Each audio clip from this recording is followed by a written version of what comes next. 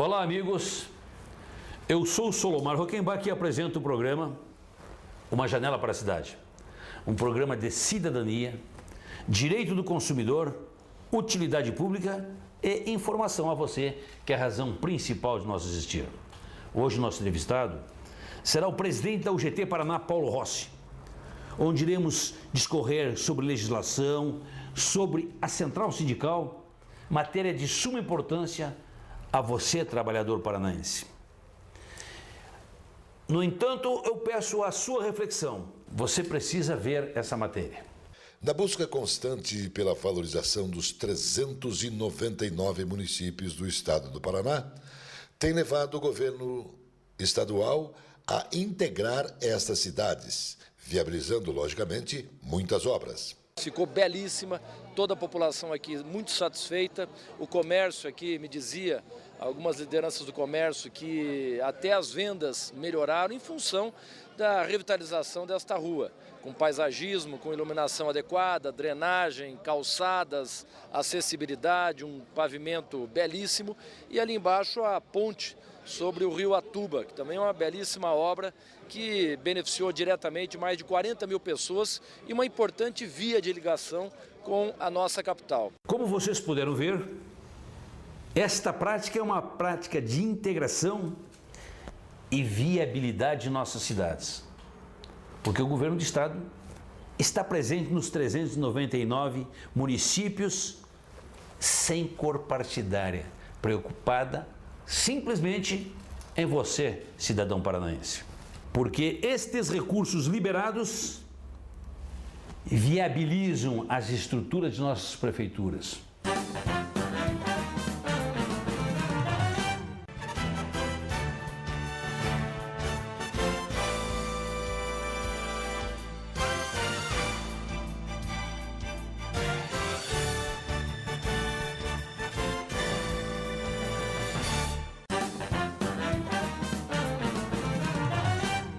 Olá, amigos.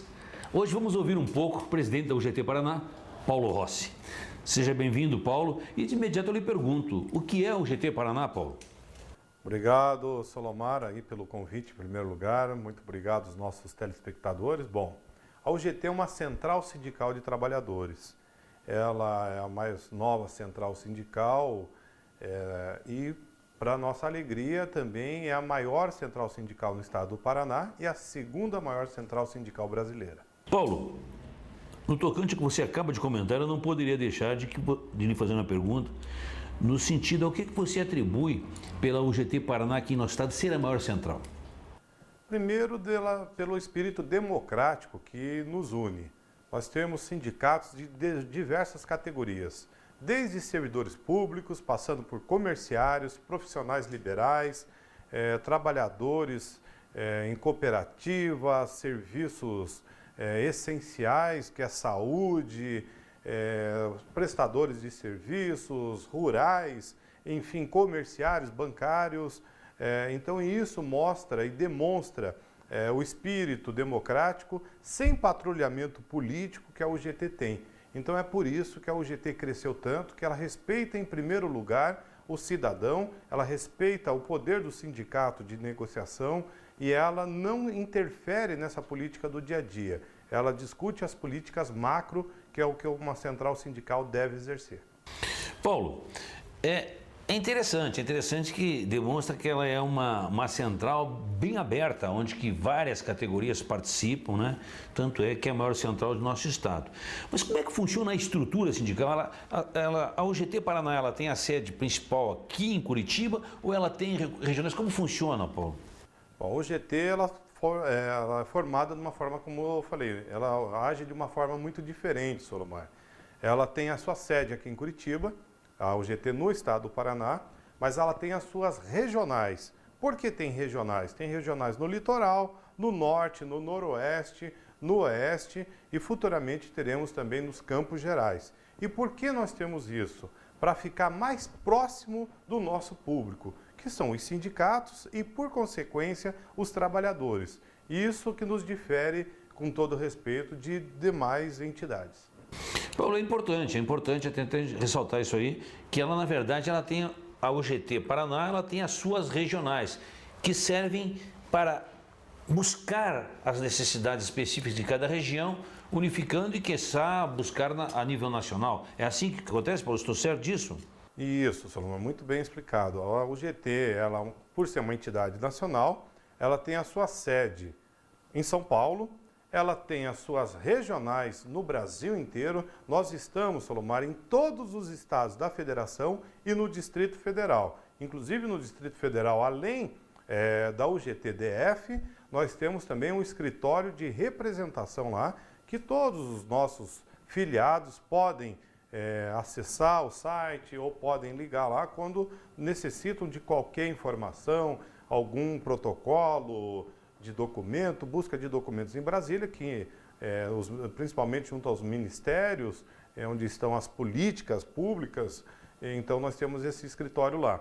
Mas a sede principal, que é em São Paulo, e por consequência nos estados também a organização. Mas a UGT Paraná, para nossa alegria, Solomar, ela tem sido também vanguarda. Ela é um exemplo para os demais estados que estão organizados ao UGT, que nos perguntam como que funciona a nossa estrutura. E como te falei, nós regionalizamos, nós descentralizamos as ações para que o sindicato, os dirigentes da central possam estar mais perto das suas bases.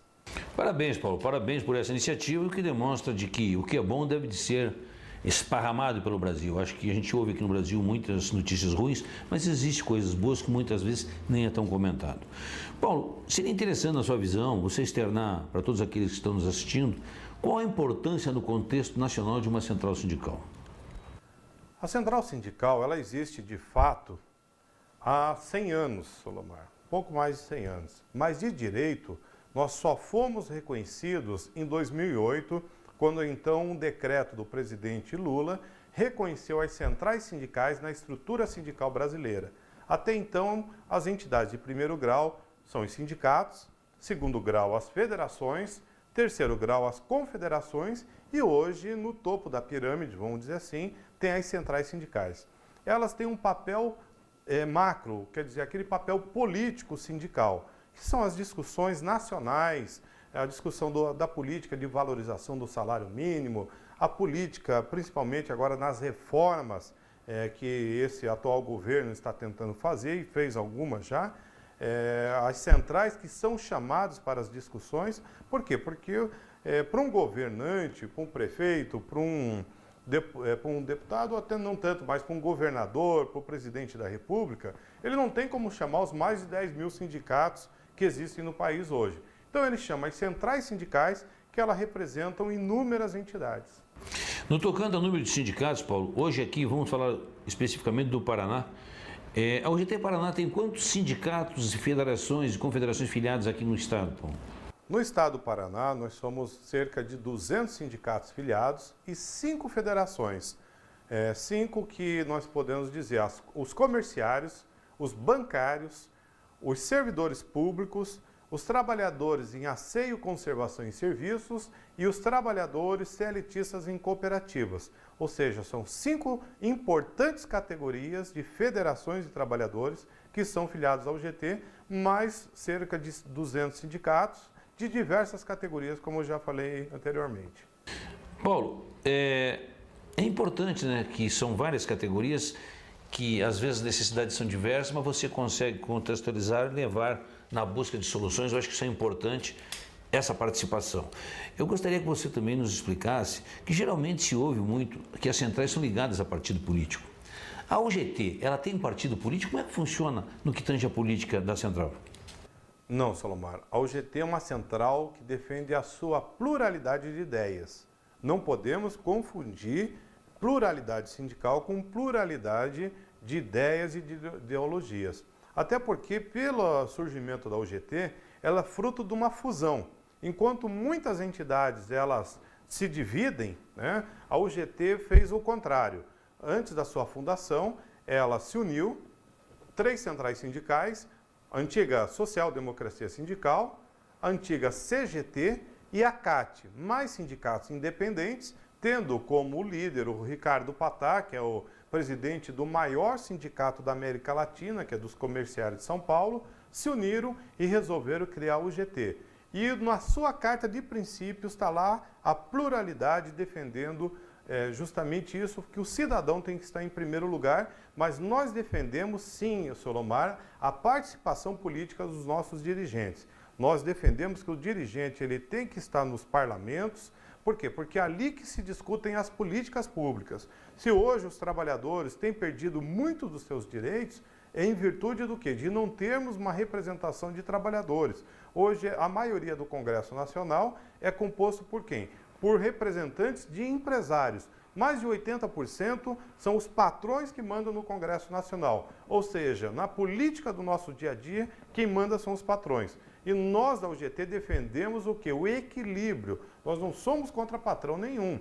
O que nós somos é a favor do equilíbrio do jogo. Ou seja, quanto mais representação de trabalhadores, melhor será o debate e melhor será o processo democrático do nosso país. Sem sombra de dúvida, Paulo. Sem sombra de dúvida, os trabalhadores ainda não acordaram para essa realidade que você acaba de falar, que é trabalhador, eleger trabalhador para representá-los. Porque, infelizmente, o nosso Congresso hoje a gente pode dizer que está dominado por patrões. E, como você falou, não se é contra patrões. Mas os patrões têm um interesse totalmente diverso do trabalhador. Que está estourando com essas reformas, a gente vai ter a oportunidade de conversar na sequência. Quem vai pagar a conta é o trabalhador, infelizmente. Paulo, a UGT ela está presente em todas as áreas produtivas de nosso estado. Eu gostaria que você explicasse um pouco, porque ela parece estar no setor elétrico, ela está na agricultura, ela está no comércio. Como é que funciona isso aí, Paulo? Ela funciona da seguinte forma. Eu sempre brinco nos meus discursos, mas eu falo da seguinte forma, Solomar. O trabalhador que está lá em Paranaguá, se ele passar num posto de combustível, ele tem um trabalhador ali de um sindicato filiado ao GT, que é o Sindicato dos Trabalhadores de Postos de Combustíveis. Se ele sair do porto de Paranaguá, está ali um trabalhador que tem um sindicato filiado ao GT.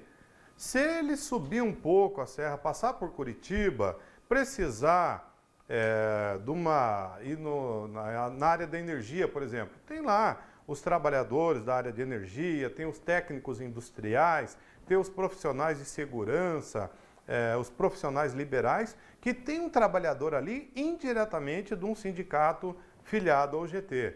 Se ele vai comprar numa loja, tem lá um comerciário que é de um trabalhador. Se ele passar lá, ver um gari, por exemplo, um trabalhador da limpeza, é de uma entidade filiada ao GT. E vamos andar o estado chegando até o outro extremo, que seria Foz do Iguaçu. Ele for no hospital, está lá um trabalhador da saúde que indiretamente é um sindicato filiado ao GT. Se ele tiver um servidor público, está lá através de uma federação que representa esses trabalhadores e que é uma entidade filiada ao GT. Então o GT hoje, ela está em todos os segmentos aqui no nosso estado, justamente por esse trabalho que nós sempre fazemos questão de ressaltar. A UGT, ela não faz patrulhamento político e nem patrulhamento ideológico. Nós damos total liberdade para que as entidades filiadas, elas comandem os seus sindicatos e a UGT se encarrega da parte política. Então, desde o telefonema, que são os telefones, os trabalhadores em telecomunicações, está lá uma entidade também filiada à UGT. Isso é muito bacana, demonstra realmente uma participação em todas as áreas produtivas e faz com que a central se torne mais forte. O exemplo é que hoje é a maior central do nosso estado.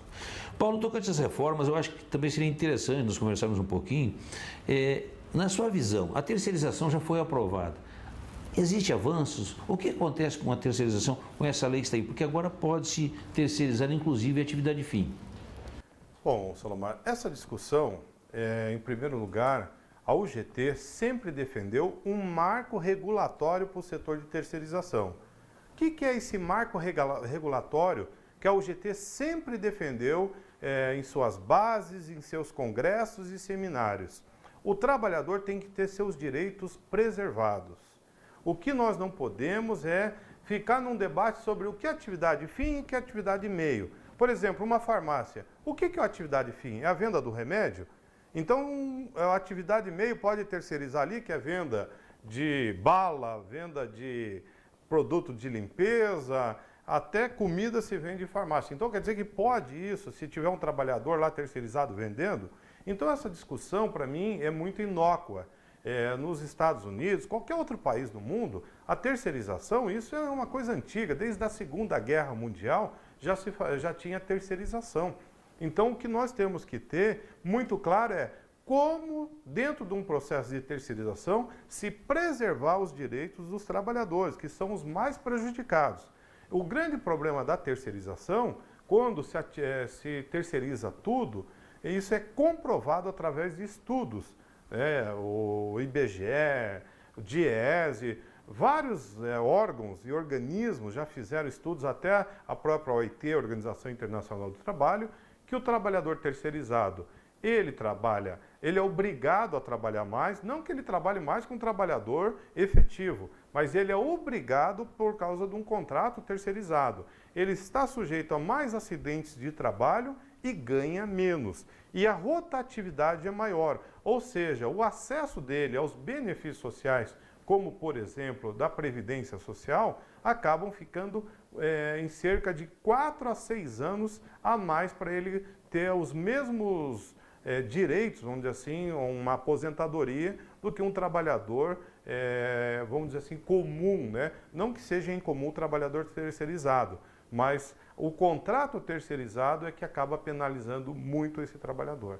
Então a UGT, concluindo, Solomar, a UGT ela defende o quê? Esse marco regulatório que parte dos princípios dos direitos, porque muitos tomadores de serviços, eles não pagam o contrato, a fatura com o prestador de serviço, e quem paga por isso? É o próprio trabalhador. Então nós temos que penalizar os maus empresários, aqueles tomadores que não pagam os prestadores de serviços e, por consequência, os prestadores de serviços que recebem faturas e da noite para o dia deixam esses trabalhadores na mão.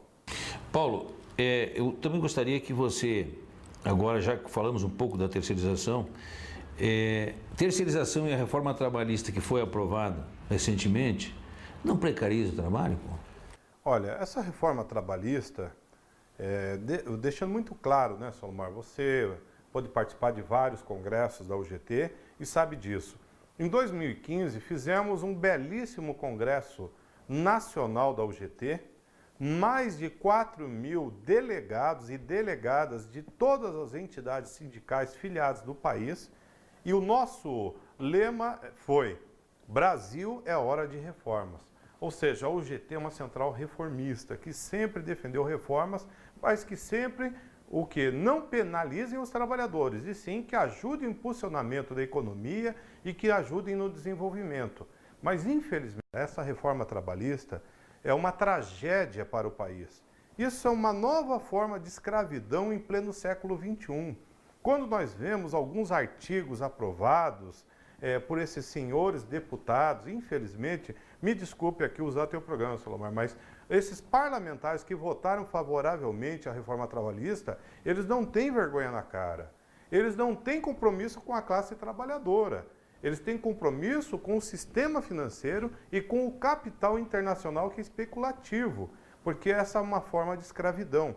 Você, por exemplo, fazer que uma mulher grávida, uma mulher lactante tenha que trabalhar numa atividade insalubre, em pleno século XXI, isso nem talvez na época da ditadura nós tivemos esse tipo de problema. Quando você vê a questão do trabalho intermitente, fazer um trabalhador trabalhar por hora, pagar somente por hora, uma coisa é o profissional liberal, que é o garçom, que ele é chamado para um evento final de semana, isso é justo, porque é uma forma de um ganho extra. Agora, por exemplo, aquele trabalhador que está lá na fábrica, ele trabalha 8 horas por dia, ele tem um salário mensal, ou seja, são as horas mensais prestadas. Você pegar lá e falar, não, olha, fulano, você vai ficar em casa agora, você vai trabalhar uma vez por semana para mim. Isso sabe o que vai gerar? A economia vai dar uma ré, porque quem que vai dar crédito? Né? Se o trabalhador precisar ir no banco do empréstimo, financiar uma casa, quem vai dar crédito para quem tem trabalho intermitente? Você daria? Você que está nos assistindo, você dá crédito para aquela pessoa que você não sabe qual que vai ser a remuneração dela no final de semana? Então essa é a reforma trabalhista que esse governo do Temer fez, passando por cima dos trabalhadores, sem ouvir os trabalhadores, ouviu somente, tão somente, a classe empresarial e principalmente aqueles que querem explorar cada vez mais a mão de obra. O Brasil está dando uma grande marcha ré. Nós estamos perdendo em qualidade de vida, isso já inclusive denunciado junto à Organização Internacional do Trabalho, que as centrais sindicais fizeram essa denúncia e que até o ano que vem vai ser apurado e, mais uma vez, o Brasil vai passar vergonha lá, infelizmente. Paulo, eu não vou poder perder essa oportunidade de botar mais um pouco de fogo nessa fogueira. Essa mudança na legislação trabalhista não foi usado como boi de piranha o imposto sindical, porque o imposto sindical era o grande mal.